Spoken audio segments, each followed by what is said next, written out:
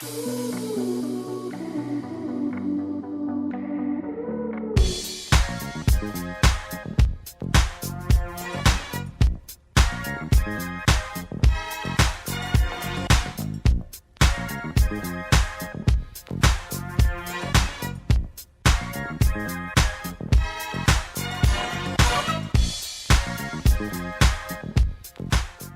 if I told you that this ice cream cost $7?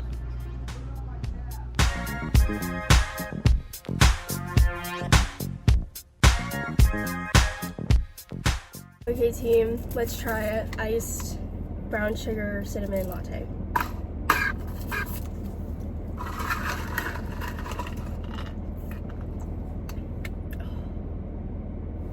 This is so good. Ah, it's so sweet. For iced drinks, they only have 2 sizes, small and large, and the small is 20 ounces.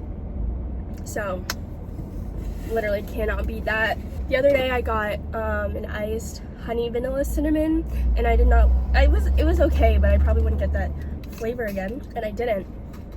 I got this, and this is so good. In case you're curious, Argentina is playing today. First game in the group stage tonight, 9 p.m. I'll be here, posted up on the couch, watching. I want to just say a few words about dating and relationships with the intersection of being Catholic. Also, I'm gonna zoom in the camera here. Okay. That's don't know if that's better, but anyway, Catholic dating, point blank. I didn't have to say dating with intersection with being Catholic. Every couple is different. I can live in the nuance of that. That's totally fine. We all should. I have been finding that couples content on the internet is so bad, so toxic, and at times it makes me feel sad for people who have not yet been in a relationship or who have been in dysfunctional relationships and see these other people on the internet having relationships that are seemingly very good but actually aren't. Something that I find, especially on the internet with creators and influencer couples and whatever, is that money is going to drive everything in that relationship. Money is a huge thing that is pretty divisive in relationships, I would say. At the end of the day, unless you both have the same job or come from the same background and are in the same circumstances, you're never going to have the same amount of money or make the same amount of money. And this is speaking in dating, not in marriage, because I'm not married, so couldn't speak on that. Dating really is a sacrifice. Catholic dating for marriage, you are dating because you're discerning the vocation of marriage with that person, but it has to be an intentional discernment. I find that sometimes couples who don't have a solid foundation, it could be faith, it could be values. At the end of the day, if that foundation is not more important than money, you're never going to be satisfied. You're always going to feel disconnected from your partner. You're always going to feel like maybe you're not enough, or you do everything in the relationship, or that person is using you, or you feel like you have to stay with them. When you don't look at money the same way that the world looks at money, that changes everything, I think. It's really hard also because obviously you need money to live. You need money to travel places and buy food and have a house and go to school and all these things. Money is important, but at the end of the day, if money is what makes or breaks your relationship with someone, that is like really scary. You need to get your priorities in check.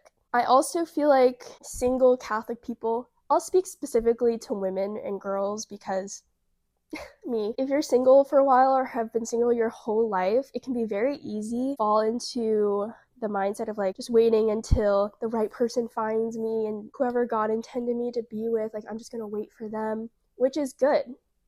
But if you're not actively engaging with people in a way that could lead to a relationship, you're never going to be in a relationship. And that's a hard pill to swallow. I get that. Because you could feel like you're waiting, but what are you doing in the waiting? How are you figuring out what is important to you? What's a non-negotiable? Improving yourself to be more godly? How are you taking care of the people around you? because that's going to show a potential spouse how you would take care of them and your family, how you want to improve as a person. Another thing with relationships is that you both will always be changing. If your partner is changing in a way that helps them feel more confident in who they are and they seem to be thriving and it kind of makes you feel insecure, that's a personal problem for you, and you should always be supporting your partner in growth, and you should be pushing and challenging each other to grow and develop as human beings and just becoming the best versions of yourself. God willing, you will become a different person, and the person that you're dating will love you just the same, if not more, as you both go through these changes. If you're not moving at the same rate or moving in the same direction, that's going to be really, really hard. And relationships are hard, but they're worth it if you give of yourself in a loving way, out of service, out of love, out of selflessness, out of compassion, and the desire to love unconditionally. Then you'll realize how beautiful and life-giving that could actually be. So yeah, date well.